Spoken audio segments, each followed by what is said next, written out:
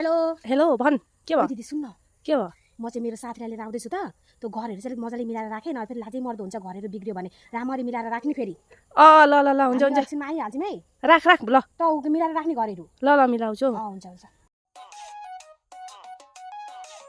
बहिनीलाई फोन गरेको थिएँ सबै काम गरेर राखेँ घर राम्रो पारेर राख भनेर होस् अहिले आउँदिनँ होला साथीको घर पनि टाढै छ नि त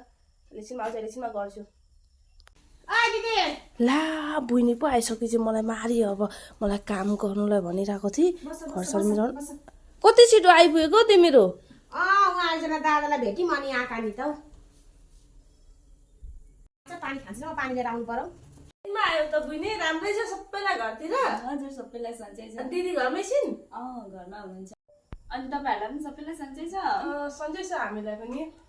दिदी यहाँ आइज एकैछिन के हुँदो रहेछ यसलाई चाहिँ जहिले बोलाएको बोलाइ गर्छ राम्रा मिनाको घर त के साह्रो लेत्र राखेको दुधेरी छोरी हुँदा पनि खालि मोबाइलै हेरेर बस्दा रहेछन् क्या हो यिनीहरू त राम्रा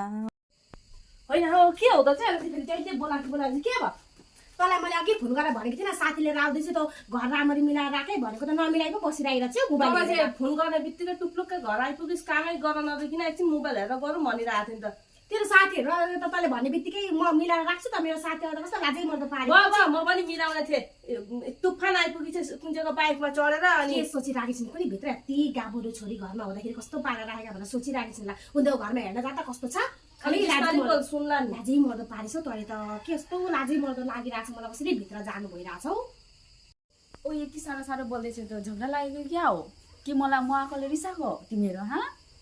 कहाँ रिसाउनु तिमी आयो भने होइन कुनै रिसाएको छैनौँ त हामी त कहाँ बाँच्दैनौँ हामी झगडा मिल्छिन् कहिले झगडा दोकान जाने कुरा भइरहेको थियो त त्यही भएर नि यसले मलाई दोकान जान भन्दै के तिमीलाई केही खुवाउनलाई भोकायो होला भनेर त्यही सल्लाह गर्दै थियौँ होइन कहाँ बाँच्छौँ दोकान जा ल दोकान जा ल ल त चाहिँ साथीसँग मजाले बात गरेर हुन्छ हुन्छ हुन्छ आऊ तिमी र म चाहिँ भित्र बस्छौँ